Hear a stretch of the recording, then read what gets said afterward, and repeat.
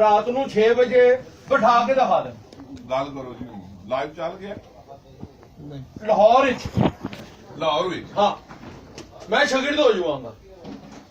ਉਸਤਾਦ ਜੀ ਜਿਹਦੀ ਪੁਤਲੀ ਪਾਟੀ ਹੋਈ ਹੋਵੇ, ਸਿਆਲਕੋਟੀ ਹੋਵੇ, ਖੂਬਸੂਰਤ ਹੋਵੇ, ਪੈਂਤੀਆਂ ਵਾਲਾ ਹੋਵੇ, ਚੂਹਾ ਹੋਵੇ, ਛੁਣੀਆਂ ਹੋਵੇ, ਬਟੇਰਾ ਹੋਵੇ, ਬਟੇਰੋ, ਜਿਹੜਾ ਮਰਜ਼ੀ ਹੋਵੇ, ਅਲੀ ਵਾਲਾ ਹੋਵੇ, ਅਲੀ ਵਾਲਾ ਹੋਵੇ, ਉਹ ਪਹਿਲਾਂ ਦੁਨੀਆ 'ਚ ਮੈਨੂੰ ਅਲੀ ਵਾਲਾ ਕੋਈ ਦਿਖਾਵੇ ਤਾਂ ਸਹੀ ਪਿਓਰ। ਉਸ ਦੇ ਵਿੱਚੋਂ ਸਾਹਿਬ ਦੀ ਵੀਡੀਓ ਸੀ, ਉਹ ਦਿਖਾ ਰਹੇ ਸਨ ਕਿ ਨਹੀਂ ਚੱਲ ਬਿਲਕੁਲ ਗੱਲ ਠੀਕ ਕਹਿ ਰਹੇ ਨੇ। ਅਲੀ ਵਾਲਾ ਗੱਲ ਖਤਮ।